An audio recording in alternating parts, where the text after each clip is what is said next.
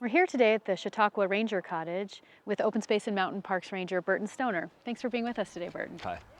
So could you tell us a little bit about what it's like to be a ranger? Sure, it's a wonderful, diverse position here in the department, and you can kind of think of us as the multi-tool of the department. We do lots of different jobs, lots of different roles.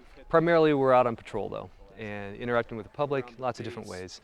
And think of us kind of the eyes and the ears while we're out there for the department, and hopefully, kind of taking a pulse for the department as well, what people are thinking, and as they move through, and out here loving this place.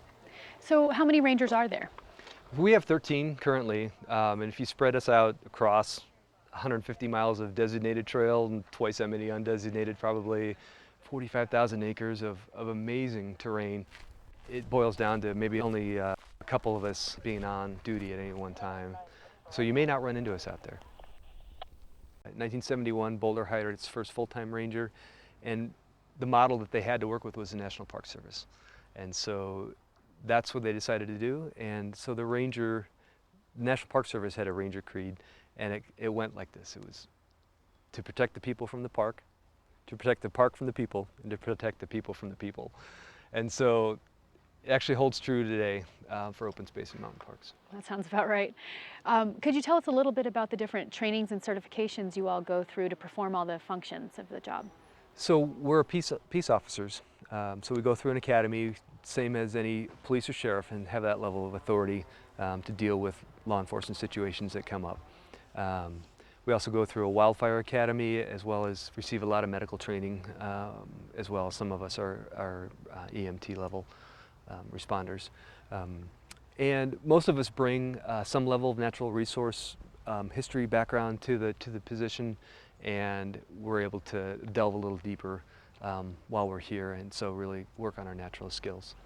Could you tell us a little bit about the different areas of expertise that you and some of the other rangers have? So this job allows for people to really delve into areas that they really enjoy, and so some of it is to keep up on our skills training. We have actual trainers for defensive tactics, handgun. I'm a driving instructor, and we now even have a victims advocate on staff to assist the public with that way, which is a great tool. So all of those things aside, we're actually still then able to focus in on what our passion really is, and for some of us that may be the raptor population here, the eagles and falcons, and for others it may be the large mammals, maybe the mountain lion and bear, and be able to get involved with different research studies throughout the department as well. And so all of those things help us better understand the ecosystem out here, and then to be able to put into place protection measures. And really that's where our enforcement is targeted, is natural resource protection. And we're standing here next to your truck, which is your mobile office. Could you show us a little bit of the equipment that you're using to do your job? Sure. So I'd see while we're on patrol, we move around in lots of different ways, primarily by foot on all that trail system. You may see us jump on our patrol bike, and you may also see the 14th member of our ranger staff, who is Jack, our patrol horse as well. And so you may see us on horseback.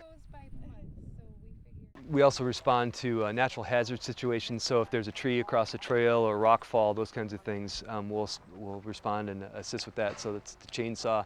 Another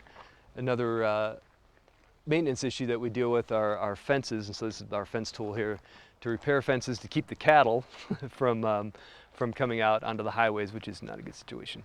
And so you may see us also involved with the cattle drive, and so if you ever find Cherryvale Road closed, stop and take a look. You may see us holding up traffic while the cattle move from pasture to pasture. Okay. Out there. So this is our mobile office for sure, and in here you'll find a wide variety of gear to allow us to accomplish all of what we do on a day-to-day basis. So we may move from an education program to a wildfire situation, and so we have our fire gear here, helmets and protective gear. So we'll respond, size up that fire, and then work with other fire agencies to put that out, and keep that close by.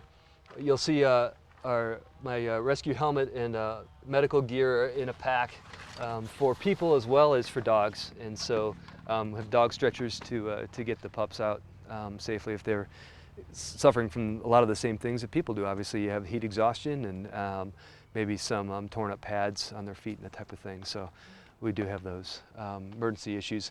You'll see a shotgun for wildlife management, hazing mountain lion and bear, working with the Division of Wildlife down in town from time to time, and out here on the properties as well. But you know, when it comes down to it,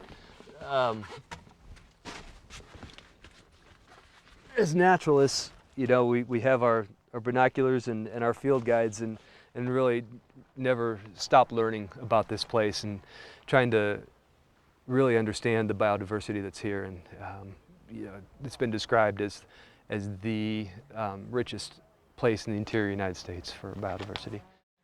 I see your fire gear here. So how many fires a year do you respond to? It varies tremendously, and it may be such as 7 last year to dozens of fires from year to year, and it just depends on weather conditions, lots of different factors. And the strange thing people may not realize is our largest fires typically come between November and January, is where we get a lot of those big wind-driven fires. And could you tell us a little bit about what are some of the frustrating parts of your job?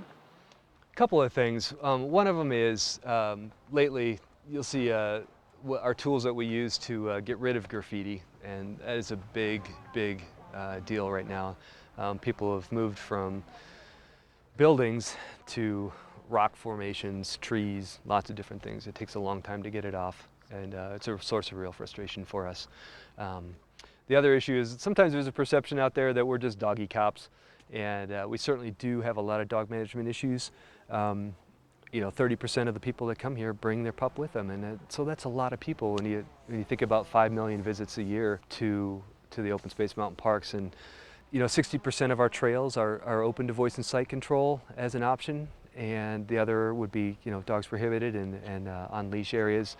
And all of that's based on the resource protection issues in those areas. And we ask a lot of people as they move through the trail system to read the signs and understand what's happening, but we also offer a lot of opportunities. And conversely, what are some of your favorite and most rewarding parts of your job? There has to be a lot. There is, and some of it's kind of just the fun of never really knowing what's going to happen with your day, day to day. It can be frustrating, but it's a lot of fun as well. And we've been described as being mission-driven as rangers by a colleague in a different department, and for me that really captures how we move through our day, and it's being able to serve the public in whatever function that we find ourselves, whether that's a medical rescue or just giving some information about the trail system.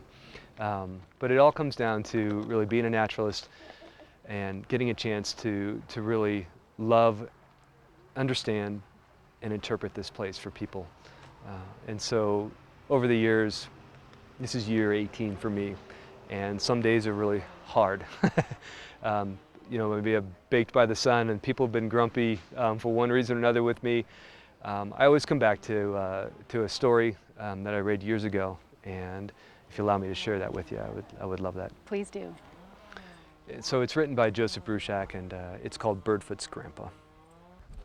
And the old man must have stopped our car 24 times to climb out and gather into his hands the tiny toads, blinded by our lights and the live leaping drops of rain. And the rain was falling, there was a mist around his white hair. And I kept saying, you can't save them all. Accept it, get back in. We've got places to go. But leathery hands, full of wet brown life, knee deep in the summer roadside grass, he just smiled and said, they have places to go too. We've been speaking with Ranger Burton Stoner of the city's Open Space and Mountain Parks Department to give us a little taste of what it's like to be a ranger on these beautiful lands. And we'll be right back after this.